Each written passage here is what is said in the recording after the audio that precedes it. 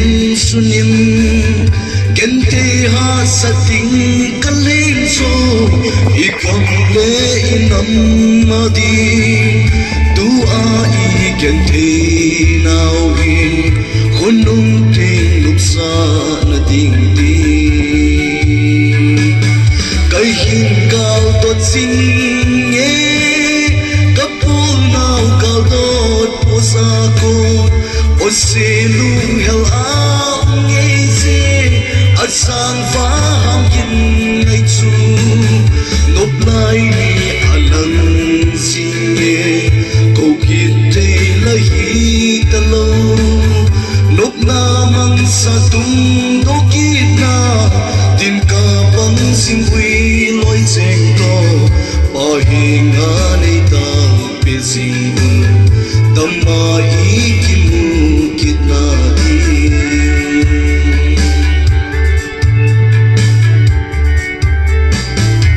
kamle nam poina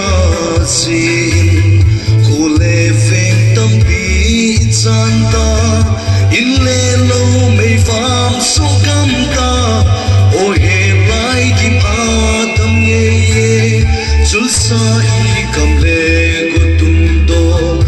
itya pan la sin kahim ve kahin gal do sin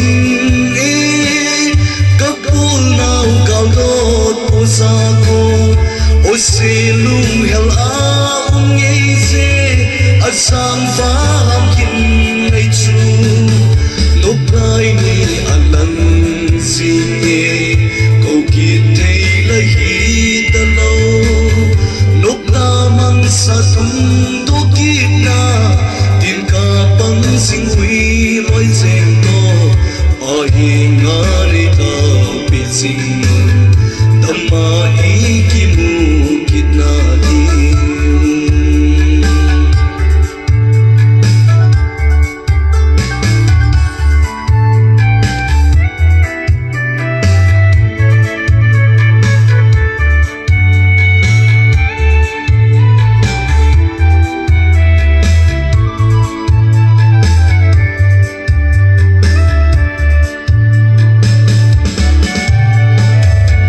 cầm đai núi hin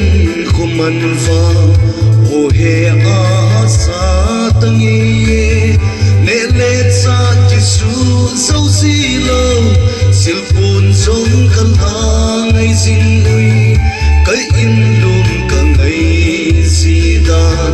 no ma ka le nai di khu chu kai hin gal to si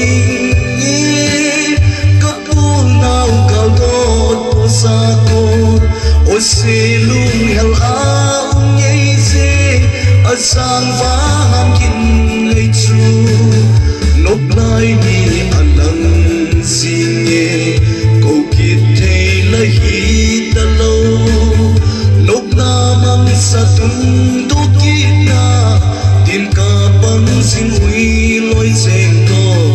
pahinga ni tang pe sing dhamma ikimu kitna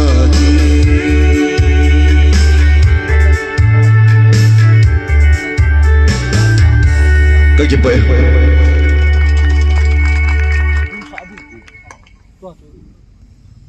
ไม่โดนลงทีเอาใส่